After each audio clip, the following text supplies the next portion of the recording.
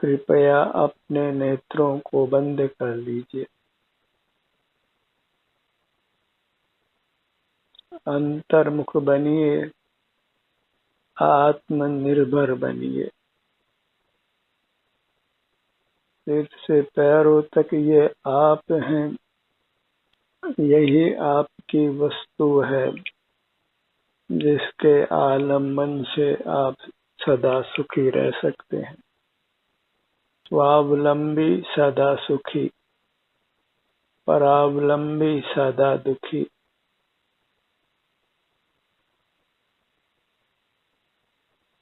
अपना मुख अपनी ओर रखिए, अपने सिर से पैरों तक।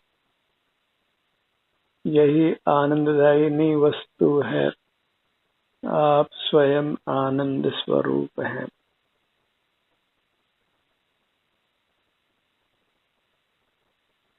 आनंद कहीं बाहर से नहीं आता है। जड़ पदार्थों के पास आनंद नहीं है और अन्य जीव अपना आनंद हमको नहीं दे सकते हैं। इसलिए हमें आत्मनिर्भर ही होना है। स्वाधीनता से अपने आश्रय से ही सुखी रहना है। सुख स्वभाव के स्वामी होने से ही हम वास्तव में परमात्मा हैं। अपने को अंतरंग में देखकर, अपनी वस्तु को पहचान कर अपने को परमात्मा रूप स्वीकार कीजिए। अपने को परमात्मा रूप स्वीकार नहीं करना ही संसार का हेतु है। उसी से हम बाह्य मूर्त पदार्थ जो अचेतन हैं, सुख स्वभाव से रहित हैं, उनसे सुख पाने का प्रयत्न करते हैं। और ये भूल अनादि से चल रही है। बीती ताई बिसारिए, आगे की सुध ले। अब तक भले ही हम बहिर्मुख रहे हों, अब अंतर्मुख हो जाना है। अंतर्मुख होना ही स्वावलंबी होना है और बहिर्मुख रहना ही परावलंबी रहना है। भले ये परिवर्तन धीरे धीरे हो, पर यह परिवर्तन करना है। परावलंबन का समय घटाते जाना है और स्वावलंबन का समय बढ़ाते जाना है। अपनी मूर्त ही अपनी वस्तु है, बस उसी के अवलंबन से अर्थात संवेदन से रहना है। सिर से पांव तक जो भी सुख दुख अनुभव में आता है, उसी अनुभव के साथ रहना है। अपने में ही लीन रहना है तो अपने सुख को ही, जो निरापद है, निर्दोष है, अतीन्द्रिय है, जिसकी लोक में उपमा नहीं है, ऐसे अपने आनंद रूप को ही भोगते हुए रहना है।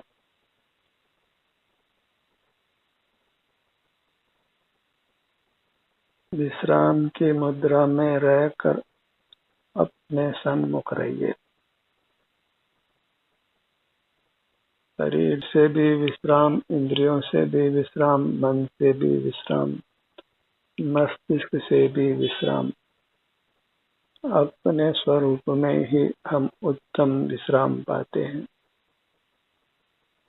जागते हुए विश्राम करना, शांति का, सुख का अनुभव करते हुए विश्राम करना, इसी से हम अपने आप को स्वस्थ रखते हैं, सुखी रखते हैं। अपने में ही उपस्थित रहना है। यही मोक्ष मार्ग की शिक्षा दीक्षा है।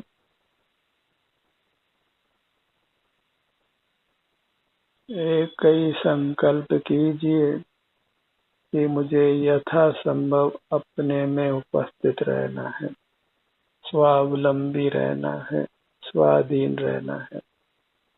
जड़ पदार्थों के आश्रय से रहते रहते अनंत काल हो गया और हम जड़ से बंधे ही रहे हैं, छूट नहीं पाए हैं। भला जड़ का आश्रय करते करते हम जड़ से कैसे छूट सकते हैं?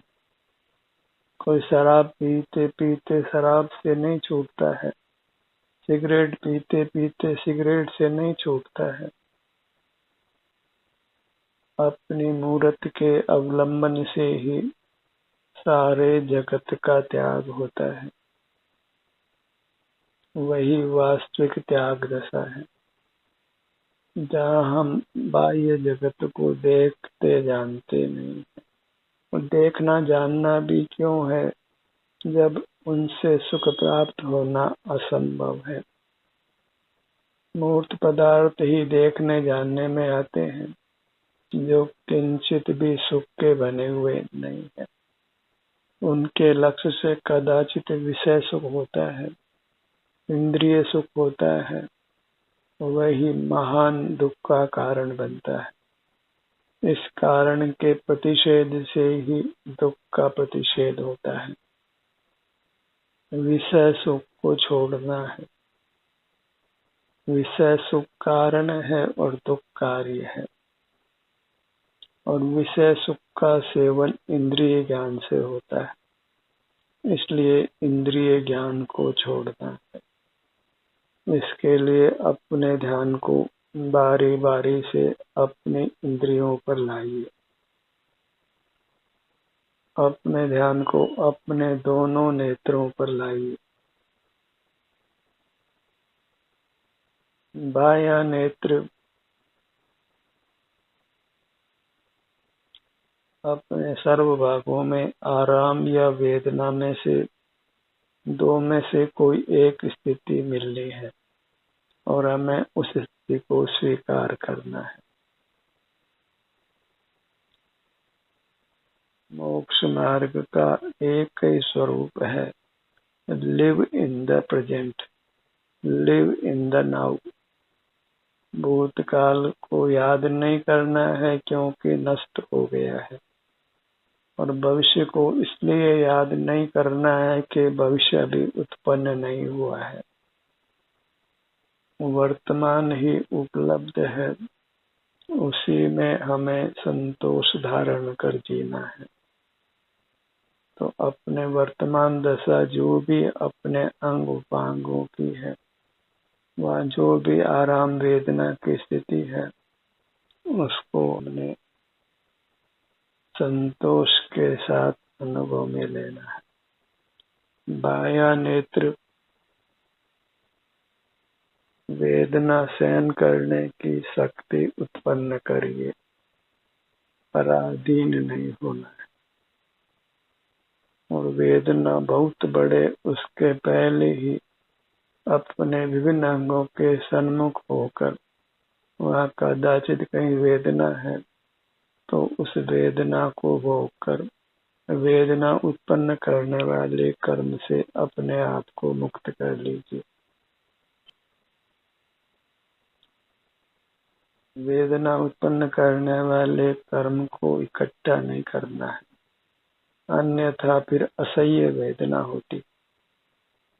अपने सन्मुख होकर बद्ध वेदना उत्पन्न करने वाले कर्म से सने सने अपने को मुक्त करते जाइए। भले वेदना सहन करने में दुख होता है, पर बहिर्मुख रहे हैं तो दुख भोगना ही होगा। और अच्छा यही है कि दंड को हम प्रसन्नता के साथ स्वीकार कर लें, भोग लें। दाहिना नेत्र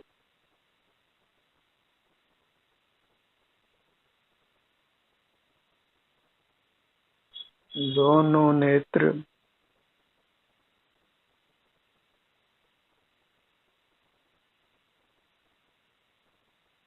अपने में ही उतरना है, अपने में ही रमण करना है। आऊं उतरूं रमलूं निज में, निज की निज में दुविधा ही क्या।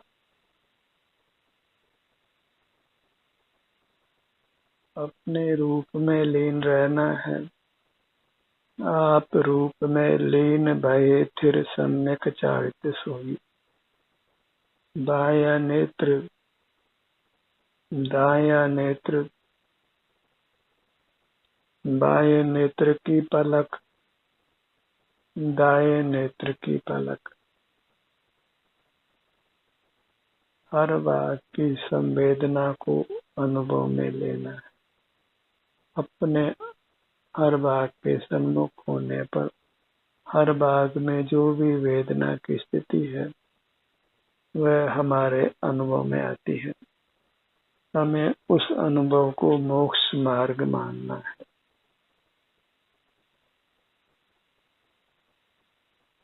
अन्य कुछ भी करना वो मोक्ष मार्ग नहीं है।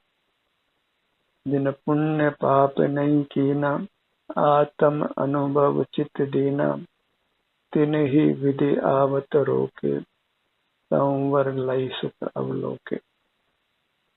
जो अपने अनुभव में अपने चित्त को लगाते हैं वे नूतन कर्म को आने से रोकते हैं और पूर्वबद्ध कर्म से मुक्त होते हैं। संवर अर्थात सिमटना। दोनों नेत्र एक साथ,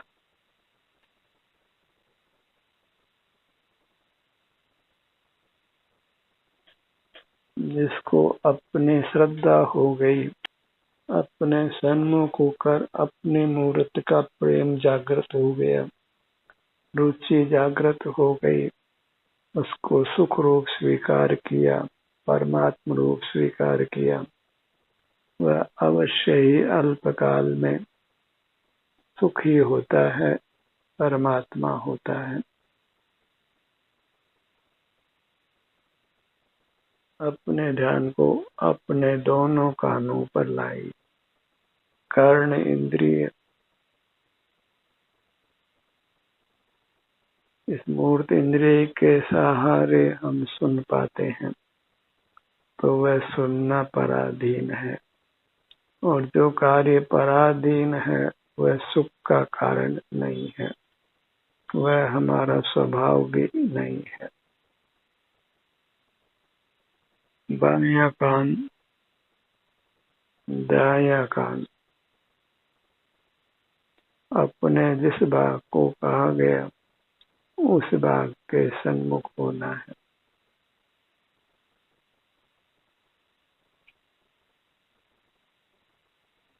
बायां कान,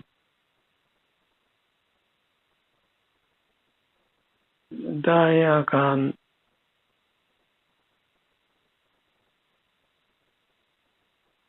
दोनों कान एक साथ,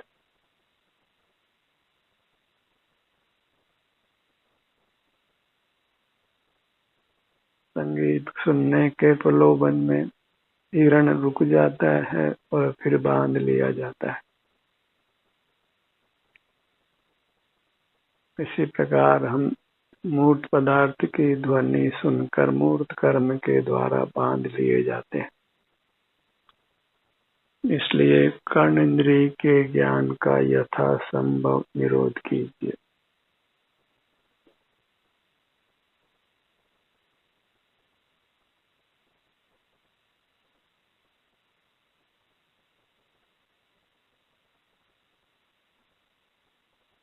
अपने ध्यान को अपनी नासिका भाग पर लाइए।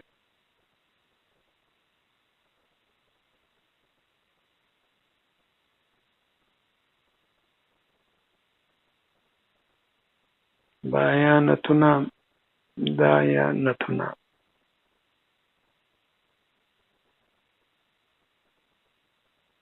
इंद्रिय ज्ञान के निषेध से ही यह जीव परमात्मा होता है।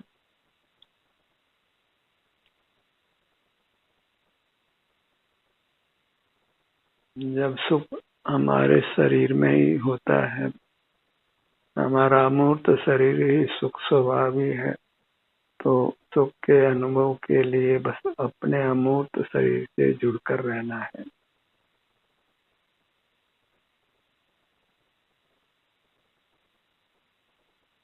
अन्य सब दंड फंद से अपने आप को बचाना है। बाहर में किंचित भी कोई भी सुख का कारण नहीं है, क्योंकि साक्षात परमात्मा भी जगत के जीवों को सुखी नहीं कर सकते हैं। सबको अंतर्मुख रहकर अपने अपने को बद्धमूर्त कर्मों से मुक्त करना है, उत्तम सुख को पाना है।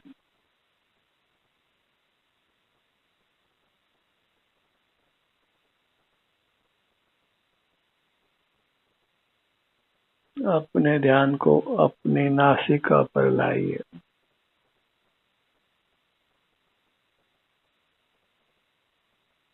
यहाँ ध्यान लाने से हम घ्राण इंद्रिय पर विजय प्राप्त करते हैं। गंध के प्रति का जो राग द्वेष है उससे मुक्त करते हैं।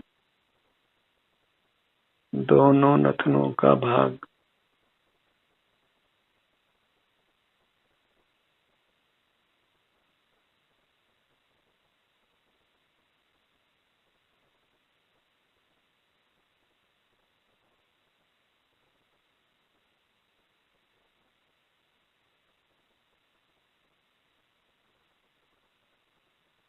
भंवरा कमल के फूल पर बैठता है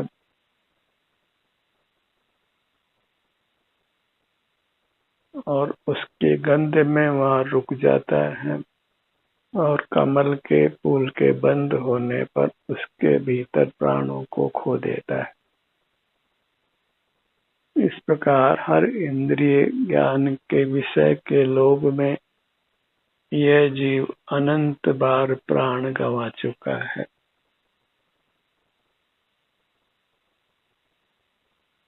अच्छा यही है कि हम बहिर्मुखता से अपने आप को बचाएं। भले ही इस कार्य को करने में कुछ समय लगे, पर इस कार्य को करने का संकल्प कीजिए।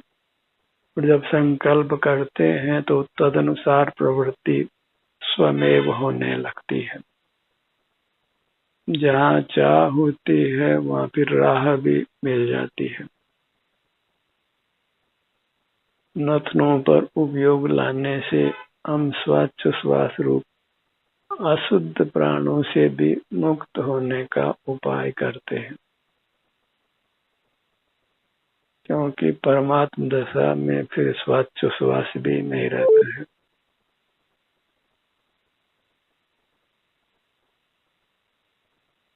श्वास क्रिया भी हमारी निष्कंपता को रोकती है। आत्म प्रदेशों में हलन चलन होता है, और कुछ भी हलन चलन होना वह हमारा स्वभाव नहीं है।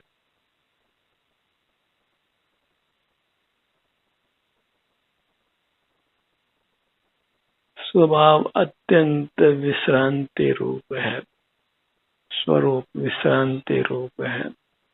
बिना सोए ही जागते हुए विश्राम में रहना है।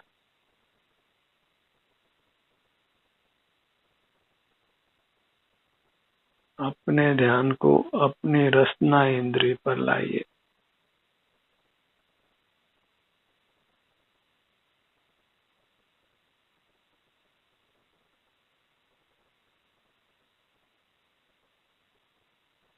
मछलियों को पकड़ने के लिए मछुआरे तकवे में मांस आदि का पिंड लगाकर पानी में डालते हैं, और उसके स्वाद को लेने के लिए मछली तकवे में अपनी जीभ को कटाते पकड़ी जाती है और बाहर आकर प्राणों को गंवा देती है।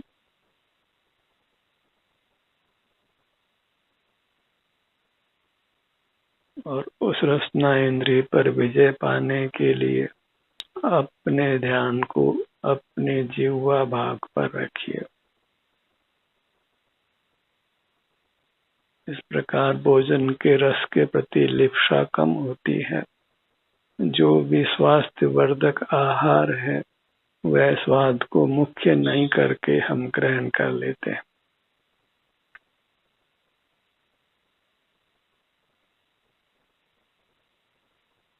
स्पर्शन इंद्रिय का विस्तार सर्वांग में है। संपूर्ण काया से मूर्ति के स्पर्श का ज्ञान होता है, पर जब हम अपने ध्यान को अपने शरीर पर लाते हैं तो उस क्षण हम उद्गल के स्पर्श के ज्ञान से भी अपने को मुक्त करते हैं और इस प्रकार शीत उष्ण आदि बाधाओं से अपने आप को मुक्त करते हैं, उस पर विजय प्राप्त करते हैं।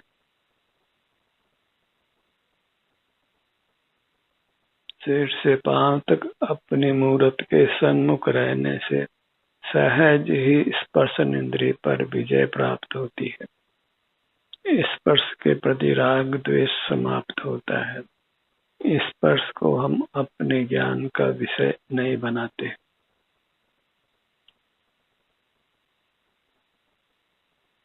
अंतर्मुखता का पुरुषार्थ नहीं करें तो पांचों इंद्रियां क्रियाशील रहती हैं।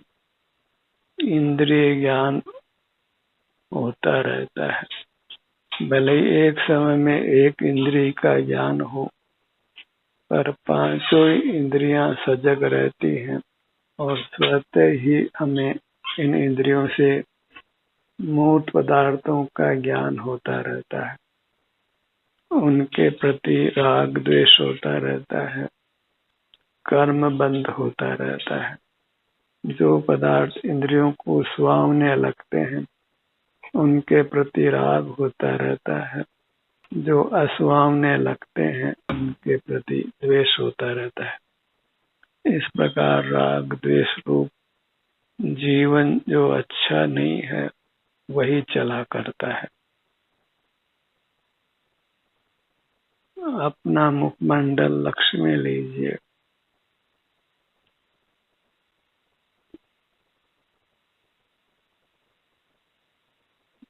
जो मुखमंडल दर्पण में दिखाई देता है वह किंचित भी हमारा मुखमंडल नहीं है, भले उसी के आकार हमारा अमूर्त मुखमंडल हो। इसी मूर्त मुखमंडल में हमारा अमूर्त मुखमंडल होने से यह मेरा मुखमंडल है ऐसी कल्पना उत्पन्न होती है। अमूर्त काया अपनी होने से ही और मूर्त काया में मिली होने से इस मूर्त काया में ही यह मैं हूँ ऐसा सहज भ्रम उत्पन्न होता है। हमें उस भ्रम का ही निवारण करना है। अपने ध्यान को अपने गर्दन भाग पर लाइए।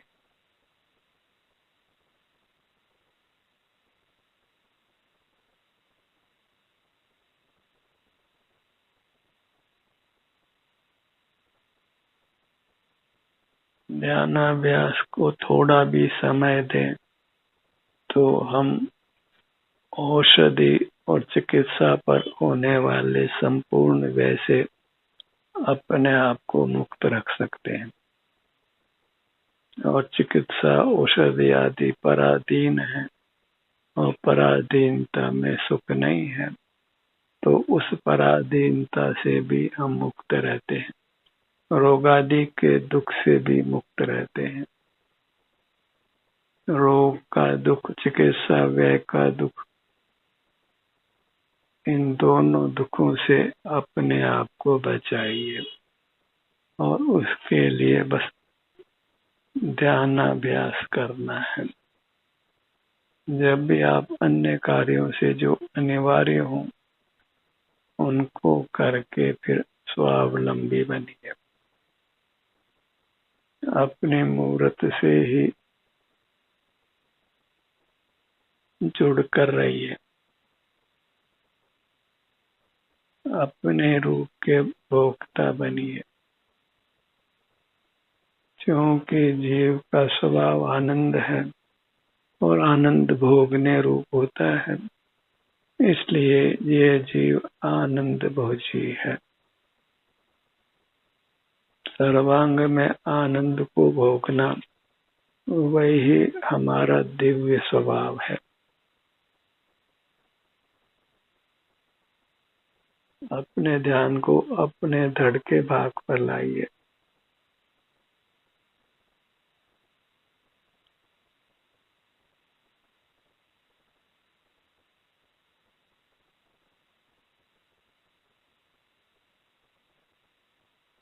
ये अंतर्मुखी प्रयत्न हमको सब रोगों से मुक्त रखता है और रोगों से नहीं, सर्व दुखों से मुक्त रखता है। इसी से हमारे उत्तम वर्तमान का, उत्तम भविष्य का निर्माण होता है। सीने का भाग,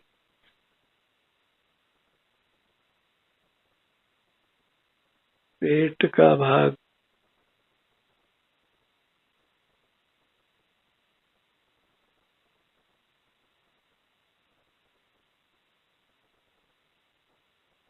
श्वासोच्छ्वास क्रिया के कारण पेट फूलता है और सिकुड़ता है, भीतर बाहर आता है। वह भी अपना मुख अपनी पेट की ओर लाने से हमारे अनुभव में आता है। अपने ध्यान को अपने पीठ के भाग पर लाइए।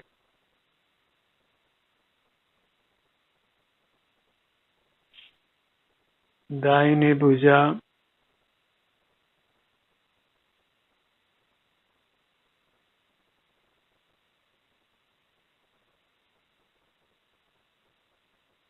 जैसे मूर्त काया में नाना अंगोपांग हैं, ऐसे उसी आकार में अमूर्त काया होने से हमारी अमूर्त काया में नाना अंगोपांग हैं। हमारा स्वरूप अंगोपांग रूप है, इसलिए हमें हर अंग, हर उपांग को अनुभव में लेने का प्रयास करना है और हमारे सर्व अंग उपांग एकांत आनंद रूप ही है। इसलिए अपने अंग उपांगों के सन्मुख होने से हमें एकांत सुख शांति का ही अनुभव होता है। ध्यानाभ्यास का ये सत्र यहीं समाप्त होता है। आपकी सहभागिता के लिए धन्यवाद।